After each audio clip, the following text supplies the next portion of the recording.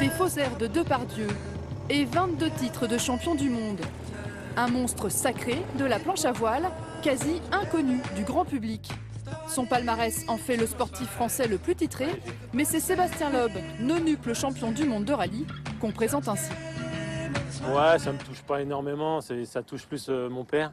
Mon père, il est assez énervé après ça, mais bon, c'est aux médias de ne pas faire cette erreur, de se renseigner. Mise au point sur l'île de Ré, auquel Antoine est très attaché. C'est là qu'il vit et c'est là qu'il a commencé la planche à voile quand il avait 5 ans. Aujourd'hui, il en a 43 et toujours pas l'envie d'arrêter. Toujours la même motivation, parce que c'est vrai que c'est un vrai plaisir de naviguer. Comme on peut voir aujourd'hui, c'est super. J'ai été champion du monde l'année passée et j'ai envie de remettre en jeu mon titre. Donc, puis je me sens compétitif encore, donc voilà, pourquoi arrêter?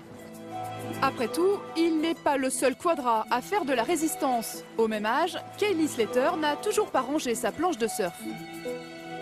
Du coup, les parents d'Antoine jouent aussi les prolongations derrière le fiston. On était animés avec lui à la finale. Hein. Puis c'est lui qui voulait qu'on vienne, hein, parce qu'il avait besoin de nous. Hein. On a été à Hawaï, on a été dans des pays. Ouais. Ah, on est obligé, hein, parce que c'est quand même moi qui l'ai dressé, quoi. Et puis c'est quand même sa maman qui fait toute la logistique. Hein. Le papa, Jean-Marie, est un pionnier de la planche à voile. Il est le premier, dans les années 70, à proposer des cours au sein de son école. 45 ans plus tard, Antoine et sa famille gèrent toujours le club des dauphins à la saison estivale. C'est bon, vous venez, vous me suivez? Sur la plage de la Coire-de-sur-Mer. Vous savez pourquoi on suit Antoine? Non. Parce qu'il est beau? Il est 22 fois champion du monde de planche à voile. Ah, 22 fois. 22 fois. Ouais. Qu'importe si les vacanciers n'ont aucune idée de son palmarès, il se reconnaît dans ces jeunes gamins qui débutent. Voilà. Enfin, il y en a une qui nous manque, qu'on a prêtée, C'est qu'on nous a jamais pas le début, ça. Hein. Non. Parce que là, je dois avoir 11-12 ans, là, non? C'était le premier championnat qu'il a fait, le championnat de France Mickey. Chez les Albo, les souvenirs défilent, tous liés à la planche. Il est beau, hein. C'est l'année où j'ai fait le tour de l'île de Ré en planche à voile. C'était le premier raid au monde qui a été fait en planche à voile. C'était l'arrivée, ça. En 9h30. En 9h30, ouais. Et Antoine, 20 ans après, il l'a fait en 2h15. Ouais, 2h07. 2h07, oh, pardon. Même entre père et fils, on ne rigole pas avec la compétition et les trophées d'Antoine s'accumulent. Les grandes planches, en fait, c'est mes derniers titres de champion du monde. Là, j'ai mon trophée du marin de l'année. Là, j'ai mes médailles de l'Académie des sports. C'est le dernier, ça. Ça, c'est le numéro 22, ça.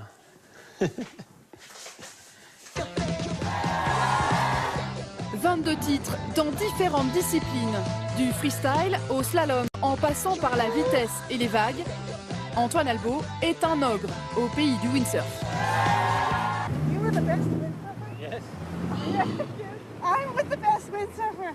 Troisième étape de la Coupe du Monde au mois de juin sur la Costa Brava, en Espagne. Insatiable, Double A repart à la conquête d'un 23e titre. On part tous ensemble, on a 4 minutes, donc c'est vraiment des départs lancés.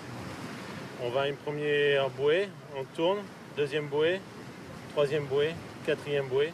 Et ensuite, on a le finish ou sur la plage ou entre un bateau et une bouée.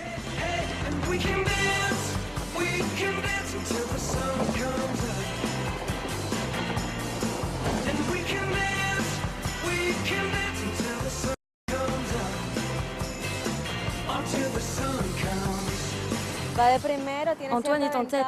Il a une bonne avance. C'est important qu'il reste dans les 4 premiers sans trop de pression pour être qualifié en finale des vainqueurs. C'est le plus important.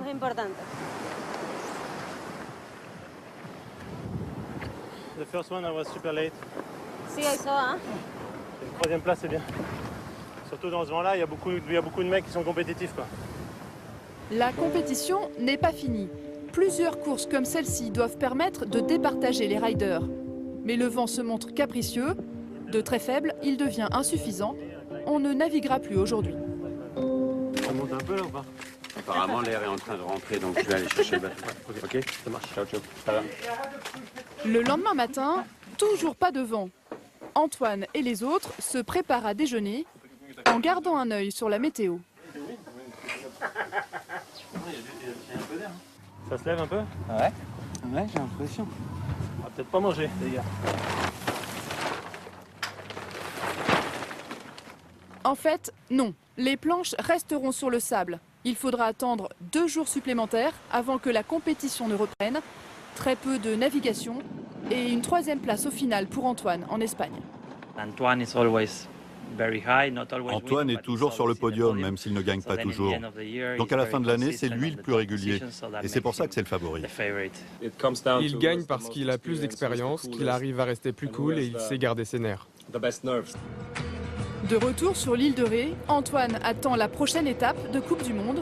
On ne sait toujours pas où sa route s'arrêtera.